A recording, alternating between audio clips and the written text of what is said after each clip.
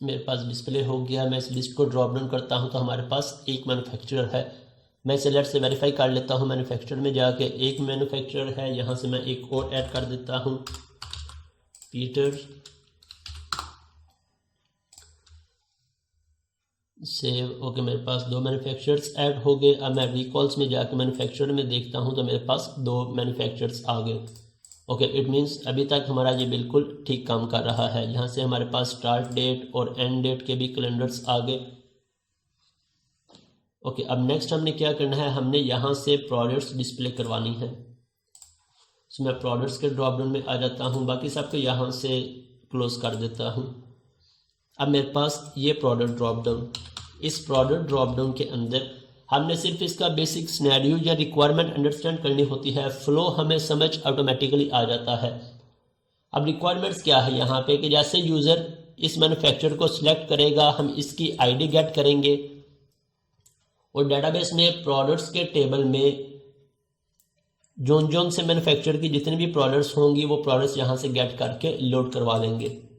सो हम इसे कैसे लोड करवाएंगे, मैं इसकी आईडी को कैसे गेट करूँ, जेक्यूरी के अंदर हम आसानी के साथ गेट कर सकते हैं। हम इसके काफ़ी सारे वेज डिस्कस कर चुके हैं। हम डायरेक्ट यहाँ से आईडी असाइन कर दें, आईडी को गेट कर लें, मैन्युफैक्चरर आईडी। अब हमें इसका कौन सा इवेंट चाहिए, जैसे ही ये ड्रॉप डाउन चेंज होगी हमें चेंज का इवेंट चाहिए। सो इसके लिए हम क्लिक इवेंट को यूज़ नहीं करेंगे, हम यूज़ करेंगे चेंज इवेंट को। हम डायरेक्ट यहाँ से चेंज इवेंट को कॉल कर लें। फर्स्ट वे हमारे पास हम डिस्कस कर चुके हैं, एक ये वे है। सेकंड वे, मैं यहाँ से फंक्शन क्रिएट कर लूँ, function and then manufacturer change, और इस फंक्शन को मैं कॉल कर लूँ इस ड्रॉप डाउन में ऑन चेंज, और इसमें मैं दिस पास करवा दूं। दिस को भी हम डिस्कस कर चुके हैं। दिस का क्या मतलब है कि इस पूरे के पूरे एलिमेंट को रिटर्न करवा देगा। सो इसमें से हमने जिस भी एट्रीब्यूट को गेट करना हो हम उसे आसानी से गेट कर लेंगे। इसके अलावा हम इनकी प्रॉपर्टीज़ क्रिएट करना चाहें, user action is equal to, so हर एक एक्शन को इसमें डिफाइन कर दे। अभी हमारे इस पेज के अंदर एक से ज़्यादा इवेंट्स मेरा नहीं ख्याल के होंगे, सो हम इसको यूज़ नहीं करते।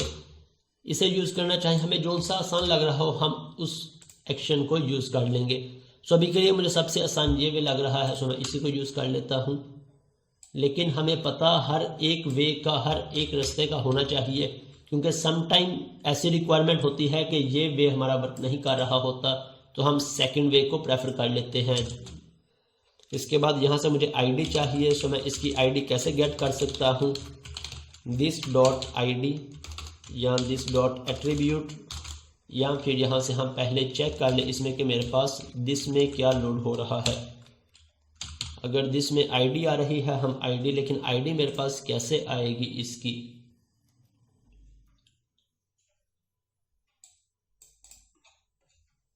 यहाँ से दिस डॉट आईडी की बजाय हमारे पास क्या फंक्शन होता है, इसकी आईडी गेट करने का वैल होता है फंक्शन, या सिलेक्टेड का के नाम से कोई फंक्शन होता है। लेट्स इसे अलर्ट करवा के चेक कर लेते हैं कि जैसे ही ये चेंज हो हमारे पास जोन से भी इसकी आईडी हो वो यहाँ पे डिस्प्ले हो जाए। Okay,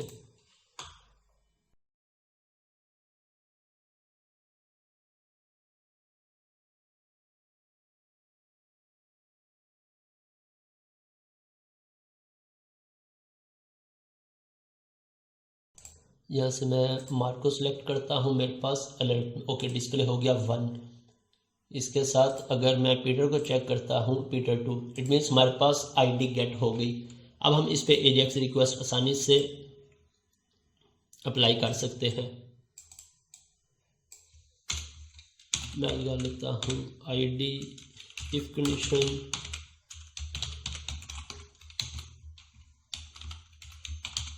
ID is not attached, और यहाँ से if ID not equal to undefined कर ले हम,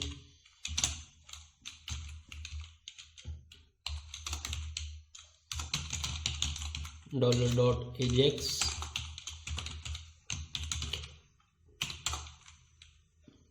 टाइप। हमारे पास इसके कौन कौन से पैरामीटर्स होते हैं,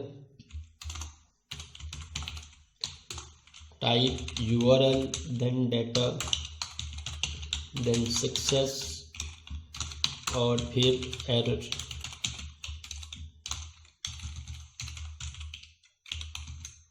अगर हमारे पास कोई एरर आएगा तो एरर प्रॉपर्टी में आ जाएगा और हम उसे यहाँ पे एरर की बजाय हम यहाँ पे रिस्पॉन्स रख लें, इसका रिस्पॉन्स टेक्स्ट।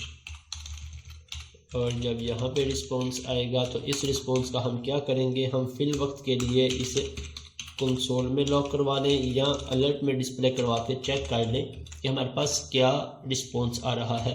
अब टाइप हमारी क्या है, हमें गेट की टाइप होगी या पोस्ट की टाइप होगी। हम इसके अकॉर्डिंग डाटा गेट कर रहे हैं तो डेफिनेटली हमारी टाइप होगी गेट देन URL। अब कहाँ से मुझे URLs मुझे यहाँ पे प्रोडक्ट्स आएंगी। हम चाहे तो इसी कंट्रोलर में एक्शन क्रिएट कर लें या प्रोडक्ट के कंट्रोलर में एक एक्शन क्रिएट कर लें गेट बाय मैन्युफैक्चरर ID। तो इससे पहले मैं DL में आ जाता हूँ, प्रोडक्ट DB यहाँ पे यूज़ कर लेता हूँ प्रोडक्ट्स। अब ये मेरे पास सिंगल प्रोडक्ट आएगी या मल्टीपल प्रोडक्ट, हमारे पास मल्टीपल प्रोडक्ट्स होगी। सो मैं इसे कॉपी करता हूँ गेट बाय मैन्युफैक्चरर ID, इसे हम इंटीजर मैन्युफैक्चरर ID पास कर देंगे और ये हमें क्या लोड करवा देगा या रिटर्न करवा देगा, सभी के सभी प्रोडक्ट्स।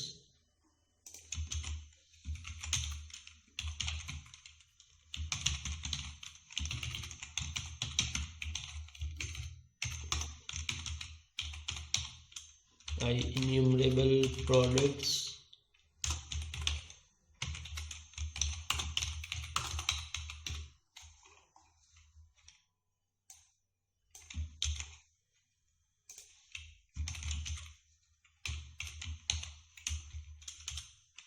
और अब हम इसे किस तरह से गेट करवाएं, हम क्या यहाँ पे वैल्यू पुट करेंगे, let's say val list equal to context dot products dot. अब क्या प्रोडक्ट के अंदर अगर मैं फाइंड के फंक्शन को यूज़ करूँगा तो फाइंड किस बेस पे वर्क करता है, फाइंड फंक्शन हमारा वर्क करता है प्राइमरी की बेस पे। कैसे हम प्राइमरी की पास करेंगे और इस प्राइमरी की के अकॉर्डिंग जो सा भी रिकॉर्ड होगा वो हमें रिटर्न करवा देगा। अब हमें फाइंड नहीं करना, हम यहाँ पे वेयर कंडीशन को यूज़ कर लेंगे where x dot manufacturer ID double equal to zone C, ये मेरे पास ID आ रही है डॉट टू लिस्ट और इस लिस्ट को हम रिटर्न करवा देते हैं। हमारा ये फंक्शन क्रिएट हो गया। अब इसी के अकॉर्डिंग हम एक BS में भी इस फंक्शन को डिक्लेयर कर लेते हैं रिकॉल BS। सॉरी, ये हमारे रिकॉल BS नहीं प्रोडक्ट BS है। सो प्रोडक्ट BS में आके पहले इंटरफेस में हम ऐड करेंगे इंटरफेस और फिर उसके बाद इसे हम इम्प्लीमेंट कर लेते हैं इस क्लास में गेट बाय ID और फिर गेट बाय, और यहाँ से हम क्या रिटर्न करवाएंगे, रिटर्न OBJDB। अब यहाँ पे भी ये हमारी DB क्लास है, सो हम इसके लिए BS एक्सटेंशन को यूज़ नहीं करेंगे बल्कि हम यूज़ करेंगे DB को। मैं इन सब को रिप्लेस भी कर देता हूँ। यहाँ पे भी हमारे पास OBJBS है, इसे हम रिप्लेस करवा दें DB से। ओके, क्योंकि इसमें हम किस ऑब्जेक्ट को कॉल कर रहे हैं, DB ऑब्जेक्ट को। अब OBJDB dot get by manufacturer ID और इस ID को हम इसमें पास करवा देते हैं। अब इस फंक्शन को हम आसानी से UI लेयर में कॉल करवा सकते हैं। कहाँ पे कॉल करवाएं, अब यहाँ पे मैं इसका एक्शन क्रिएट कर लूँ या प्रोडक्ट में क्रिएट कर लूँ। तो ये हमारा प्रोडक्ट का एक्शन है, सो मैं प्रोडक्ट में ही क्रिएट कर लेता हूँ gate bye.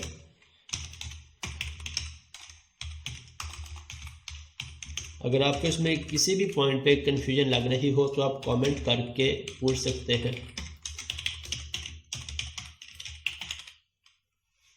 Gate by manufacturer ID ही हम इसका भी नाम रख लें कि इसे हम पास करेंगे ID या MID लेट से हम कह देते हैं। और इसके बाद हमारे पास लिस्ट कहाँ से आ जाएगी, obj product bs dot get by manufacturer ID, और इसे हमने आईडी पास करवा दी। अब इसे हम रिटर्न में क्या पास करवाएंगे, हम इसे जेसन रिजल्ट पास करवाएंगे। सो जेसन के लिए हम किस तरह से पास करवाते हैं, हम इसकी रिटर्न टाइप रख लेते हैं जेसन रिजल्ट। अगर हम इसकी रिटर्न टाइप जेसन नहीं रखते, हम आई एक्शन रिजल्ट भी रहने देते हैं, तो आई एक्शन रिजल्ट हमें पता है इंटरफेस रन टाइम पे इसे कन्वर्ट कर देगा, जो भी टाइप हम यहाँ से जिस टाइप का भी डाटा रिटर्न करवा रहे होंगे। ओके, जेसन और जेसन में मैं इसे पास करवा देता हूँ लिस्ट। हम यहाँ पे जेसन में पास करवा लें, या जेसन रिजल्ट भी इसकी एक प्रॉपर्टी होती है, जेसन रिजल्ट में भी पास करवा सकते हैं जेसन रिजल्ट। और कंट्रोल डॉट, यहाँ से हमें फिर इसके रिटर्न टाइप को भी चेंज करना पड़ेगा जेसन रिजल्ट में, या इसका क्या पैरामीटर है, किस तरह से हम इसमें पास करवाते हैं। प्रोडक्ट डॉलर से इसे मैं जेसन ही करवा देता हूँ जेसन। और जो सी लिस्ट होगी हमारे पास, लिस्ट यहाँ पे रिटर्न होगी। मैं यहाँ से एक ब्रेक पॉइंट लगा लेता हूँ इसमें इनेबल, और अब मेरी यूआरएल में जहाँ पे क्रिएट कर लेता हूँ यूआरएल किस तरह से, यूआरएल डॉट एक्शन, और एक्शन में हमने कौन कौन से पैरामीटर्स देने हैं, एक्शन और कंट्रोलर। हमारे एक्शन का क्या नेम है, गेट बाय मैन्युफैक्चरर आईडी, और फिर कंट्रोलर हमारा प्रोडक्ट।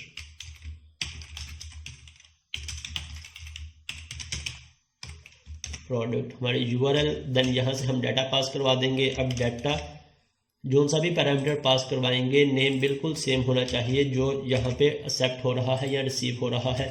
MID में हम क्या वैल्यू पास करवाएंगे, ID, जो हमारा डाटा इसके साथ बाइंड हो जाएगा।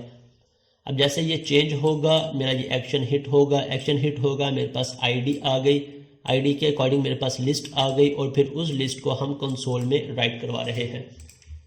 लेट्स से यहाँ तक चेक कर लेते हैं। अगर ये एक्शन सक्सेसफुली वर्क कर रहा है, देन हमारा नेक्स्ट क्या काम है कि यहाँ पे इस ड्रॉप डाउन के अंदर उस लिस्ट को लोड करवा दें, कंट्रोल शिफ्ट B, ताकि मेरा ये प्रोजेक्ट रीबिल्ड हो जाए, और फिर इसे रन करते हैं।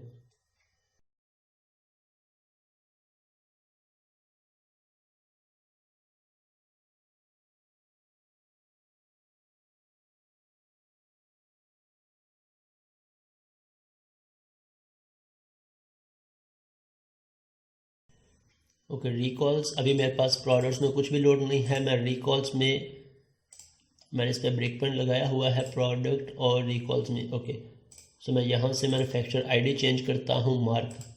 अब क्या मार्क के अकॉर्डिंग हमने कोई प्रोडक्ट क्रिएट की थी, पहले हम ये चेक कर लें कि हमारे पास कोई प्रोडक्ट है। ओके, एक प्रोडक्ट है।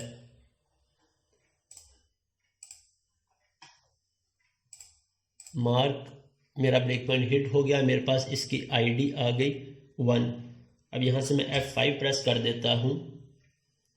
Okay fine. अब कंसोल विंडो में हम चेक कर लेते हैं। कंसोल में हमारे पास जो रिजल्ट आया था, मेरे पास रिजल्ट आ गया। अब हमें इसमें से कौन कौन सी आइटम्स चाहिए थी, हमें सिर्फ चाहिए था प्रोडक्ट नेम, प्रोडक्ट आईडी और नेम।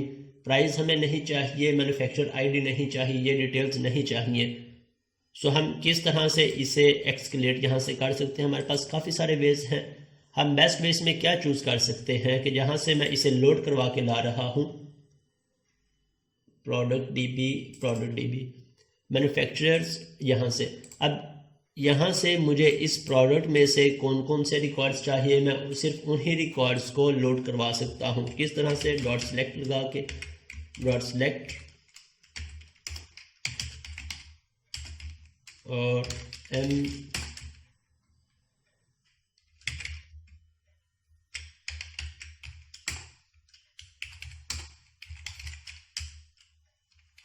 सेलेक्ट, हम यहाँ से अपने एट्रीब्यूट्स डिफाइन करना चाहें, अपने एट्रीब्यूट्स डिफाइन कर लें। हम इसी प्रोडक्ट में ही लोड करवाना चाहें प्रोडक्ट्स, तो उन दो एट्रीब्यूट्स को लोड करवा सकते हैं। लेट्स से चेक कर लेते हैं यहाँ से दो एट्रीब्यूट्स लोड होते हैं, या फिर हम इसकी बजाय अगर ड्रॉप डाउन में लोड करवाना चाहें तो वो ज़्यादा बेटर होगा। हम सेलेक्ट को यूज़ कर लें, बिल्ट इन क्लास को।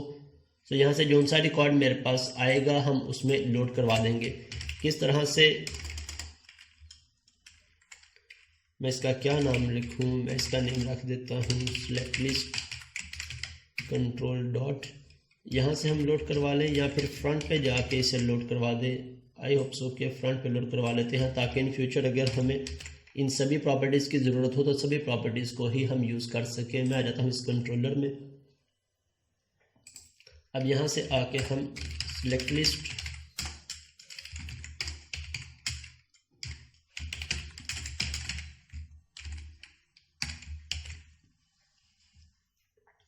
मुझे इस लिस्ट में लोड करवाने हैं। इस लिस्ट में हम कैसे पास करवाएं या कैसे लोड करवाएं, इस ऑब्जेक्ट लिस्ट को मैं पास करवा देता हूं। देन हमारे पास सिलेक्टेड क्या होगा, product ID,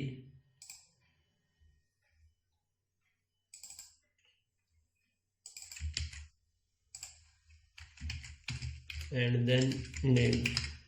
let's say check कर लेते हैं कि क्या ये हमारे पास वर्क करेगी या नहीं करेगी। अगर नहीं करेगी तब हम यहाँ से डॉट सेलेक्ट को यूज़ कर लेंगे। अगर एज इट इज़ वर्क कर रही है देन वेल एंड गुड, हम इसे कंटिन्यू कर लेंगे। एक बात हमेशा याद रखिएगा, प्रोग्रामिंग के अंदर हमारे पास एक काम के काफ़ी सारे वेज होते हैं। हमने मैक्सिमम पॉसिबिलिटीज़ को अपने पास लाजमी रखना होता है, ताकि किसी एक पॉइंट पे हम स्टक हो जाएं, हमारे पास उसका सेकंड वे लाजमी हो। सेकंड पे स्टक हो गए तो मैक्सिमम थर्ड वे हमारे पास लाजमी हो उसमें से निकलने का। और इसके बाद आपकी टेस्टिंग पे जितनी ज़्यादा ग्रिप होगी, एरर हैंडलिंग पे जितनी ज़्यादा ग्रिप होगी, आपकी एप्लीकेशन उतनी ही ज़्यादा स्टेबल होगी। मैं मार्क में आ जाता हूँ, मार्क F5 प्रेस कर देता हूँ। अब मैं यहाँ से चेक कर लेता हूँ मेरे पास क्या रिकॉर्ड कंसोल हो रहा है। मेरे पास अरे, और अरे में अभी मेरे पास डिसेबल टेक्स्ट और वैल्यू, लेकिन फिर भी काफ़ी सारे एट्रीब्यूट्स आ रहे हैं।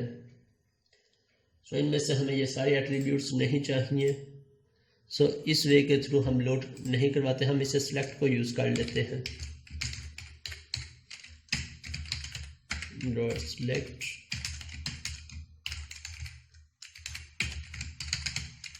न्यू प्रोडक्ट्स, एंड देन हमें प्रोडक्ट आईडी चाहिए। Product ID M dot product ID name equal to M dot name.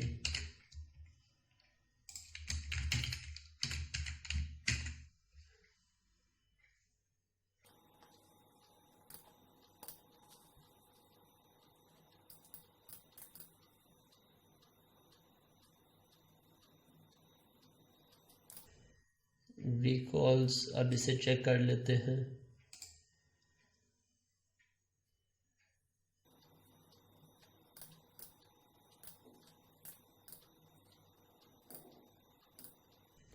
अभी भी मेरे पास सभी के सभी फील्ड्स आ रही हैं। सो हम इसका क्या ऑप्शन अपने पास यूज़ कर सकते हैं। इसका जो बेस्ट वे हम यूज़ करते हैं, अगर आपको हमारा आर्किटेक्चर याद हो, हम जब 4 लेयर आर्किटेक्चर को डिस्कस कर रहे थे तो हमने बात की थी कि हमारा फ्रंट एंड कभी भी डायरेक्ट डाटाबेस को एक्सेस नहीं कर सकता, ना ही डाटाबेस की क्लासेस को, ना ही डाटाबेस ऑपरेशंस को, और ना ही डेटाबेस के मॉडल्स को। प्रोडक्ट मेरा कौन सा मॉडल है, मेरे डेटाबेस का मॉडल है। हम डेटाबेस के मॉडल्स को कभी भी डायरेक्ट यूआई में एक्सेस नहीं करते।